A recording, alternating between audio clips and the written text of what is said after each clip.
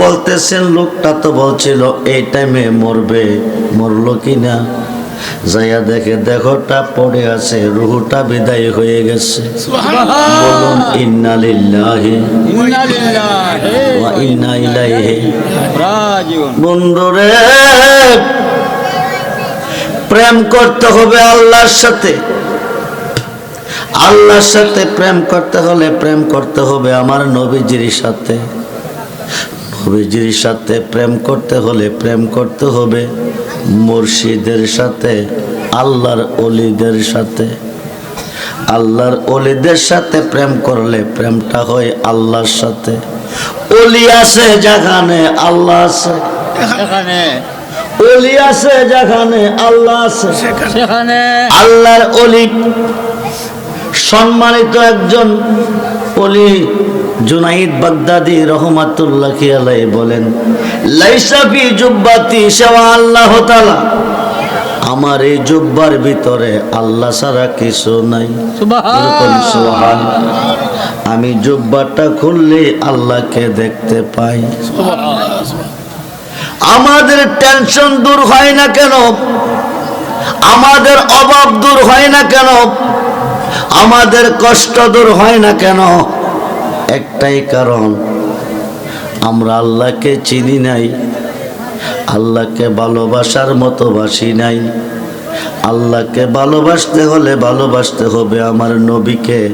বল in কুনতুম তুহিব্বুনাল্লাহ ফাত্তাবিউনি ইউহিব্বুকুমুল্লাহ ওয়া ইয়াগফির লাকুম যুনুবাকুম ওয়াল্লাহু গাফুরুর রহিম। যখন সুবহান। ও নবী গো, আপনি বলুন, বলে দেন, ইন যদি কুনতুম তুহিব্বুনাল্লাহ, পৃথিবীর কেউ আমি আল্লাহকে ভালোবাসতে চাই, ভালোবাসা পেতে চাই, ফুলের কাছে নাক লাগাইলে কি পাওয়া যায়? ফাত্তাবিউনি, নবীজি ফুল, আল্লাহ গারান। সুবহানাল্লাহ বলেন। ফুল প্রকাশ, গারান গোপন। ফুলের কাছে নাক লাগাইলে গারান পাওয়া যায়। ফাত্তাবিউনি, নবীজির হইলে ইউহিব্বুকুমুল্লাহ, আল্লাহর বন্ধু হয়ে যায়। শুধু বন্ধু না, ওয়া ইয়াগফির লাকুম যুনুবাকুম, জীবনের গুনাহ মাফ। সুবহানাল্লাহ। শুধু গুনাহ মাফ না, ওয়াল্লাহু গাফুরুর রহিম, সর্বদাই ক্ষমাশীল, মেহেরবান ও দয়াবান। যদি ভালোবাসতে চাও আল্লাহকে, ভালোবাসো নবীকে। যদি ভালোবাসতে চাও নবীকে, ভালোবাসো আল্লাহর ওলিকে। কাকে? ওলি যেখানে আল্লাহ সেখানে, ওলি যেখানে আল্লাহ সেখানে, সেখানে ওলির সাথে প্রেম করলে প্রেম হয় আল্লাহর সাথে।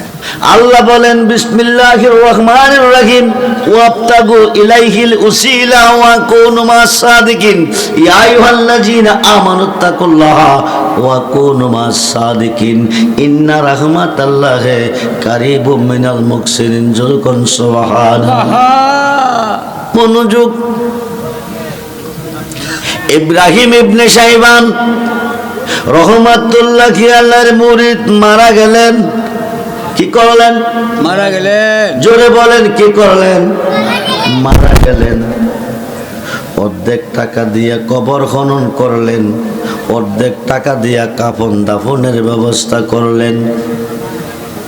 পীর ইব্রাহিম ইবনে শাইবান নিজ কাতে গোসল করাইলেন, কাপনের কাপড় পরাইলেন, জানাজার মাটি নিলেন।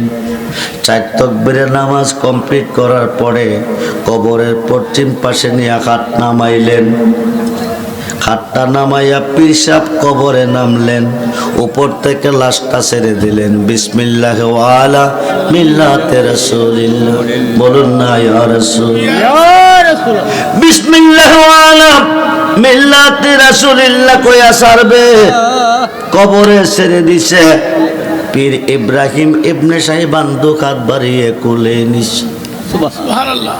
কবরটার মধ্যে নামাইছে, পায়ের বান খুলছে, সিনার বান খুলছে, মাথার বান খুলবে, উপরে চলে আসবে।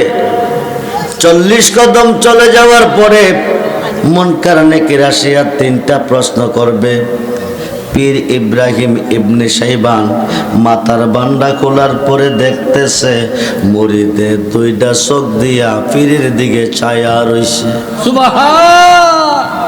একজন জিন্দা মানুষ, একজন জিন্দা মানুষের প্রতি যেমনে চেয়ে থাকে, মাইয়াতে মুর্দারে তেমনি ভাবে ছায়া রইছে। পীর ইব্রাহিম ইবনে শাইবান মানুষ কি মরার পরে চোখ খোলা হয় নাকি? সঙ্গে সঙ্গে কাপনের কাপড় লইয়া মুর্দারটা গেল কবরে বসিয়া। আল্লাহু আকবার। বসিয়া বলতেছেন, হুজুর আমি প্রেমিক, আমি আল্লাহর প্রেমিক, প্রেমিকের মরণ নাই। কার প্রেমিক বলছে? কার প্রেমিক? আল্লাহর প্রেমিক, প্রেমিকের মরণ নাই।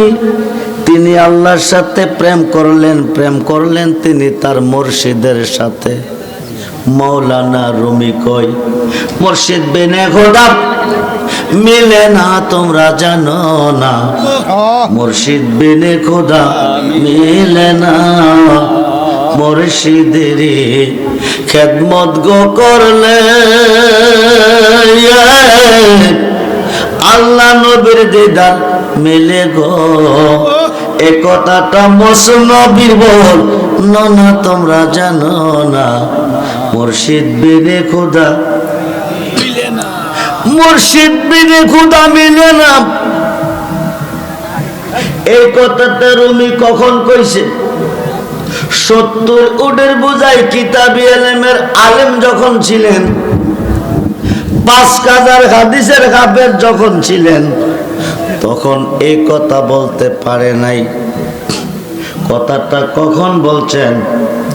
রুমি 70 উটের বোঝাই কিতাবি ইলমের আলেম হইয়া, 5000 হাদিসের হাফেজ হইয়া ঘরের দরজা এসে রাখতেছে, আম্মা দরজাটা খুলুন। আম্মা দরজাটা খোলেন। মা কে তুমি?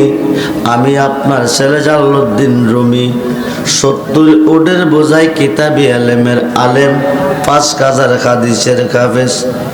মা ডাকতে রুমিও, রুমিও।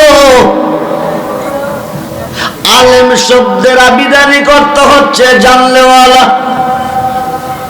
কি জানলে আলেম? টাইটেল পাস করলে আলেম নয়, ফাজল পাস করলে আলেম নয়, দাওরা পাস করলে আলেম নয়। আলেম শব্দের আবিধানিক অর্থ হচ্ছে জানলেওয়ালা। আল্লাহ রাসূল সম্পর্কে যিনি জানে চিনে, ইসলামের মূল বিষয়াদি সম্পর্কে যিনি জানে চিনে, তিনি হলো আলেম। সুবহানাল্লাহ। আপনি মাদ্রাসার বারিন্দা যান নাই, আপনিও হবেন আলেম যদি আল্লাহ রাসূল সম্পর্কে জানেন, ইসলামের মূল বিষয়াদি সম্পর্কে জানেন। টাইটেল পাস, দাওরা পাস, ফাজিল পাস করার পরে যা হবে জালেম। যদি আল্লাহ রাসূল সম্পর্কে না জানেন, ইসলামের মূল বিষয়াদি সম্পর্কে না জানে, না চিনে, তিনি হবেন জালেম। আপনি মূর্খ হবেন আলেম যদি জানেন ও চিনেন। ঠিক। মা ডাক দিয়া রুমিও, আমি যখন মরে যাব, কবর রেখে চলে আসবে, মুনকার নাকির আসিয়া 3টা প্রশ্ন করবে। প্রথম প্রশ্ন, মান রাব্বুকা, তোমার রবকে? আল্লাহকে না চিন্না কবরে গেলে বলবো আদ্রি, আমি চিনি না। শয়তান আসিয়া বলবে কুল ইন্নী আনা রাব্বুকা, কো আমি তোর খোদা। শয়তান রে খোদা কইলে জান বাঁচত না। তুই 70 উটের বোঝাই কিতাবি ইলমের আলেম হয়ে এসেছ, 5000 হাদিসের হাফেজ হয়ে এসেছ, কিন্তু আল্লাহ চিনার ইলমের আলেম হইতে পারো নাই। সুবহানাল্লাহ।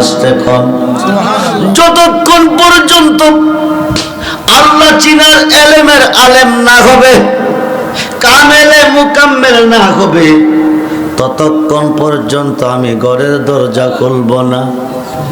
মৌলানা রুমি ডাক দেখো, মা মাদ্রাসায় পড়ে আলেম হয়েছি, 70 উটের বোঝাই কিতাবি ইলমের আলেম হয়েছি, 5000 হাদিসের হাফেজ হয়েছি, এখন আল্লাহ চিনার ইলম পাবো কই গেলে?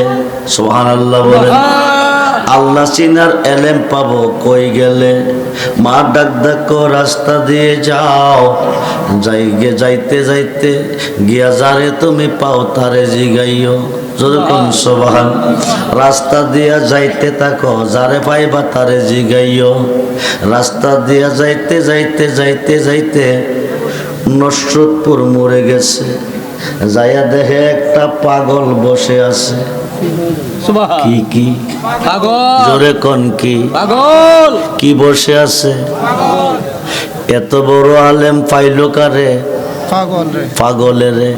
পাগলা বসে বসে কয়, আল্লাহ তোরে যদি পাইতাম, মাইরা মুরাইয়া তোরে ল্যাংরা বানাইতাম। আরো আসতে কম। কারে কারে? আরে কথা কয় না কি রে?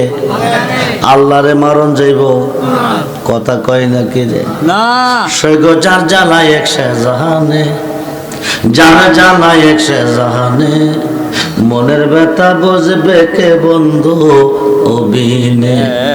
কইতাম যত মনের জ্বালা পাইতাম যদি গোপনে, কইতাম যত মনের জ্বালা পাইতাম যদি গোপনে, মনের ব্যথা বুঝবে কে মুর্শিদ বিনে।